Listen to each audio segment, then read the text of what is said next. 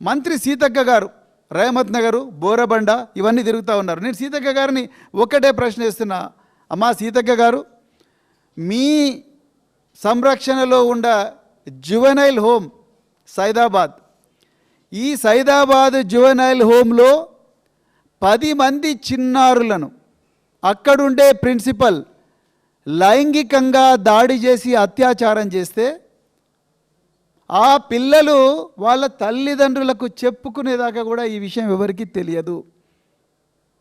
ఎవరి సంరక్షణలో ఉండాలి? వాళ్ళు మీ సంరక్షణలో ఉండాలి. మహిళా శిశు సంక్షేమ శాఖ మీ కంట్రోల్లో ఉంది. సైదాబాద్లో ఉండే జువెనైల్ హోమ్లో ఉండే పిల్లలు వాళ్ళ దగ్గరికి ఒక్కరోజన్నా పోయినరా సీతక్క గారు? మీరు ఇలా చేతులు జోడించి బోరబండ, రహమత్ నగరు, ఎర్రగడ్డ, షేక్పేట, యూసుఫ్గూడ, సోమాజిగూడలో బస్తీల దగ్గరకు వచ్చి ఓట్లు అడుగుతున్నారు. ఒక్కసారైనా జువెనైల్ హోమ్ దగ్గరికి పోయినరా మీరు? పోలేదు.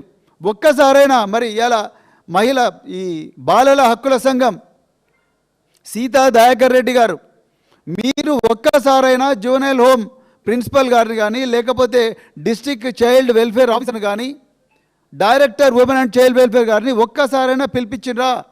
లేదు. అంటే మీకు పాలన ఇంట్రెస్ట్ లేదు. పిల్లలు ఏమైనా అత్యాచారాలకు గురి కానీ, పిల్లలు 110 మంది చావని, వాళ్ళు బాయిల పడి చచ్చినా పర్వాలేదు, వాళ్ళు ఆత్మహత్యలు చేసుకొని చచ్చిపోయినా పర్లేదు, మీకు మాత్రం ఓట్లు కావాలి జూబ్లీ హిల్స్లో.